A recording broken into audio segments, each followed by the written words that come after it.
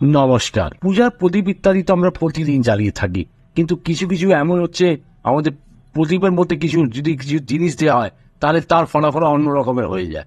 আমরা যদি তেলের প্রদীপ যদি জ্বালাই, তেলের প্রদীপ প্রত্যেক শনিবার করে জ্বালাই, তেলের প্রদীপ তার মধ্যে যদি গোলমরিচ স্বাদটা দিয়ে দিই, তাহলে যেরকম আপনার শত্রু নাশ হবে, এটা একদম নিশ্চিত রূপে।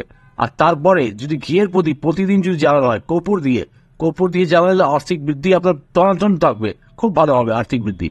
ঘিয়ের প্রদীপের মধ্যে ছোট এলাচ যদি দুটো দেওয়া হয়, তাহলে এটা যে দেখুন মানে সবার আপনি প্রিয় হবেন, আপনার ফ্যামিলিতে সবার সাথে রিলেশন ভালো হবে এবং আত্মীয় স্বজনের সাথে রিলেশন খুব ভালো হবে, আর প্রেম ভালোবাসাও খুব ভালো হবে। এটাও যে দেখুন স্বামী স্ত্রীর রিলেশনও খুব ভালো হবে। ঘিয়ের প্রদীপ করতে যদি দুটো লবঙ্গ দিয়ে প্রতিদিন যদি জ্বালানো হয়, তাহলে মা লক্ষ্মী সর্বদা আপনার ঘরে বিরাজ করে থাকবে, কোনোদিন আপনার ঘর ছেড়ে যাবেন। আরেকটি জানাচ্ছি, প্রতি বৃহস্পতিবার করে অল্প গুঁড়ো হলুদ দিয়ে ঘিয়ের প্রদীপ মধ্যে দেন, তার নারায়ণ কৃপা আপনাদের উপরে সবসময় থাকবে।